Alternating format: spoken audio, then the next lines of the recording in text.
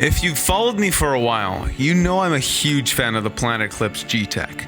Simply put, it stacks bodies. The level of performance it offered was beyond fantastic for $550. It, along with its poppet valve twin, the Gtek 5, have taken the mid-range marker market by storm. As I've mentioned in the past, the expenses cut to make these guns as inexpensive as they are mostly cosmetic or external. The internals and their performance were of the highest level, and that's what made them stand out. If you ever wondered what the Gtek would be like with the high-end package, all you needed to do was look at the Ego LV1. But things were a little bit more blurry with the Gtek and Geo. There was just a different nature to the two guns. I guess what I'm trying to say is, Gtek, you're great. You're like really great. As a matter of fact, you're awesome. But I just look at you and see all this potential that you could be so much more than what you already are. And you already are amazing, but if there were only a way to see you that way, you know?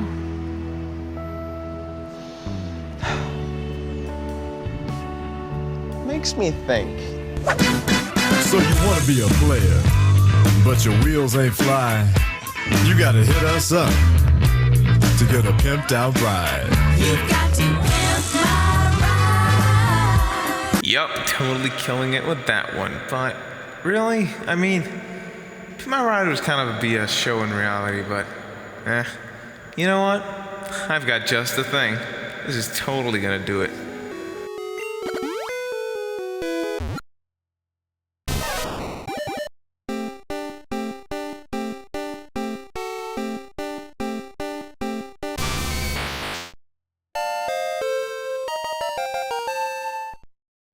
But now, with all jokes aside, from the Gtek, we get the Gtek 160R. And the biggest differences between the two, we go very in-depth on in this video right here. You can click it, it's gonna open a new window, don't worry about it. But in short, what happens is the Gtek 160R keeps the same internal, same solenoid, board, drivetrain, regulator. Yeah, that's pretty much it. And changes the build to an all-metal frame, an AT pipe, different milling, a lot more intricate milling, and you obviously with the AT pipe you get a gas through ASA. This is what I like to call the AT-UPS-ASA or AT-UPS-ASA. My version's more fun. But what really gets my attention about the 160R is how it takes this, the gamma core, to a higher level, and it really deserves to be up here. This is a very high performing drivetrain. We've talked about how it works in the Gtek review, and if I go over it briefly, what goes on in it is there are heavy shifting forces pushing the bolt forward and back, overcoming any obstacle in the way, and IV core technology to close the valve and keep efficiency levels very high, while keeping a pretty soft shot. And something to differentiate the Gtek and 160R is how the metal frame transfers energy from the shot differently, and you feel a softer and nicer shot with the 160R over the Gtek. I know you guys are tired of listening to me talk about how it shoots, so why don't I just show you?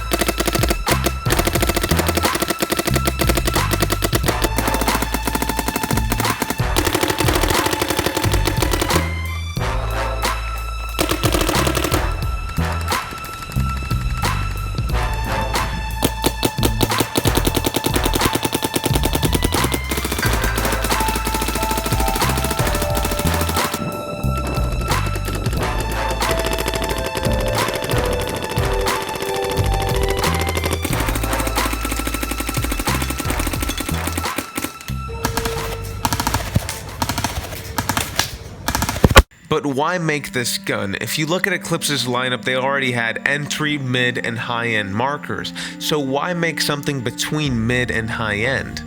To understand what this gun's role in the market is, we have to look at the context of the market and the context of Eclipse's lineup. And we're going to look at the spool valve lineup specifically.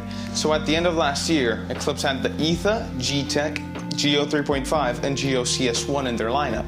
before the release of this gun, the Geo 3.5 had been discontinued, and you had the ETHA, Gtek, and the CS1. As you can see, there's a massive price gap here, and this is what the 160R is filling in.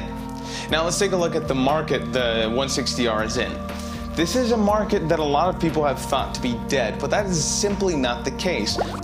What this market truly lacked before the release of the Shocker RSX was the attention of the big manufacturers, and now Planet Eclipse is making their entry into it, and they're in here to compete. But this doesn't truly answer the question, because Eclipse could have easily competed with these guns with the 3.5 at $1,000.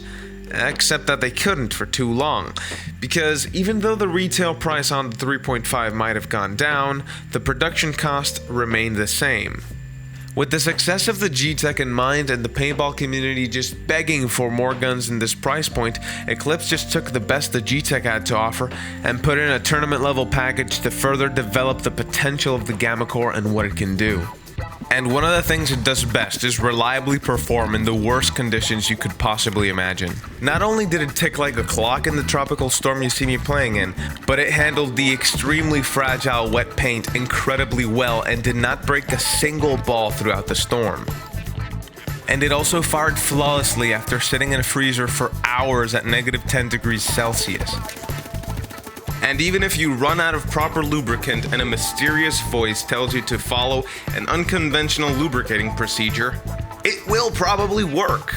There isn't a lot out there that will stop this gun from doing its job, which is to put paint precisely on target and win games. I think it's a gun that will do a lot of damage in the hands of Power Rangers who play X-Ball or tournament paintball, and also be very deadly in the hands of players who play scenario and big games and are the typical operator. Operator.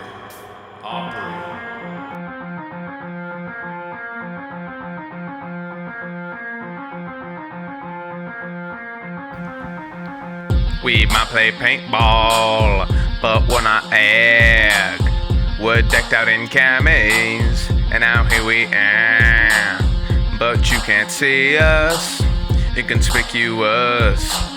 Two perfect words for this: pretend, operate.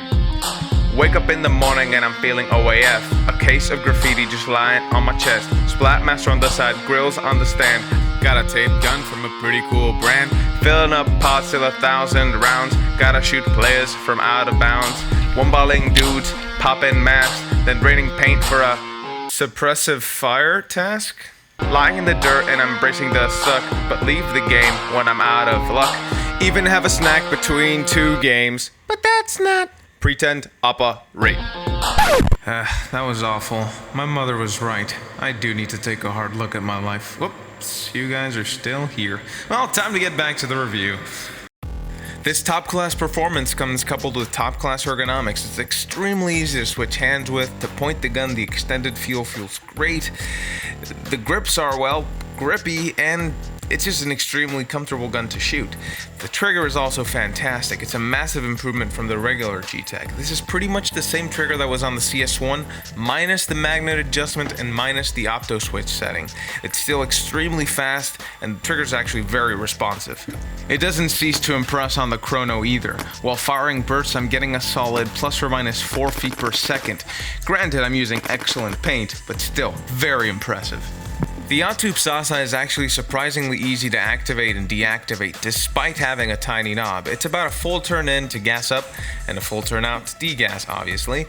Just be careful that you don't screw it all the way out when degassing your gun at the field. If you drop this knob, you'll be sad for the rest of the day. Yes, it is pretty difficult to unscrew it all the way out because it takes quite a few turns, but I've seen this happen before on other guns. It sucks for the player that loses it, and it sucks for the players that help the player that lost it find it. Feed necks are something that Eclipse always gets right, be it metal or composite. This is a metal feed neck with a sprocket on it. It's pretty self-explanatory. You adjust it to fit your hopper, and that's it. The user interface is the same OLED upgrade that's available for the Eclipse 5 and ordinary Gtek. It's got a lot of things you can work on with firing modes and adjustments, but still not as much as Eclipse's high-end boards. And please, for the love of anything that's lovely, do not touch your dwell setting. I'll talk about that later. And yeah, as I was saying, you can do a lot, but not nearly the same amount of stuff you can do on the high-end boards that Eclipse offers on the Egos and Geos. One of the standout characteristics of Eclipse guns in general really is how idiot-proof they are, and this is especially the case with the Gtek and Gtek 160R. Starting with the Gamma Core, again, you can get away with skipping maintenance cycles with this.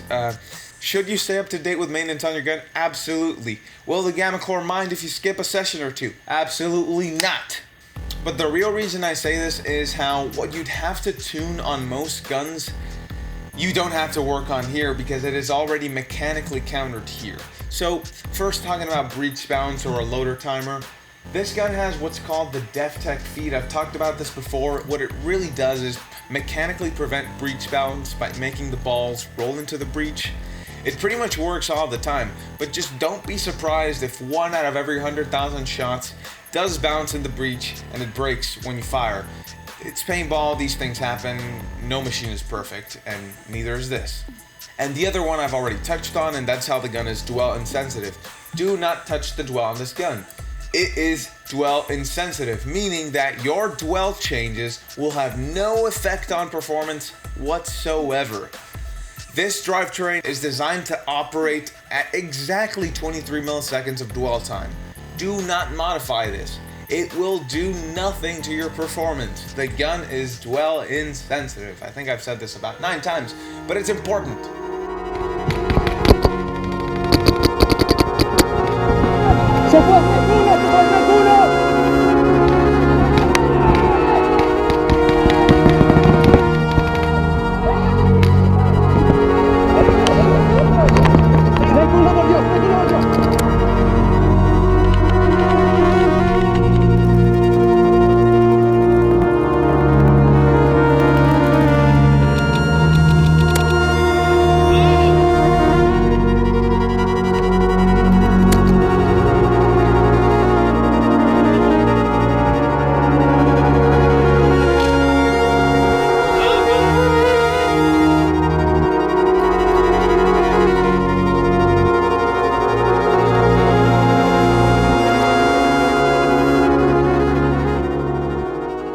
So, the Gtek 160R, it takes everything the ordinary Gtek has to offer, improves it, and takes it to the tournament level. And this gun truly is what the Gtek platform has deserved to be taken to the tournament level. It's an excellent marker, and it's perfect for the players that don't want to reach for the CS1 and really don't want to settle with the ordinary Gtek.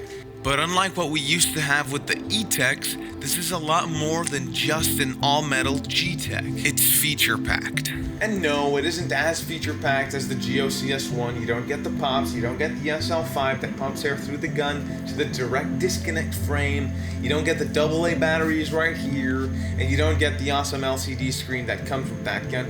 But this is still an amazing marker for just under 800 American dollars. And I think that the ordinary Gtek and this are something that every paintball player should experience because the Gamma Core is an incredible drivetrain that you can't miss out on.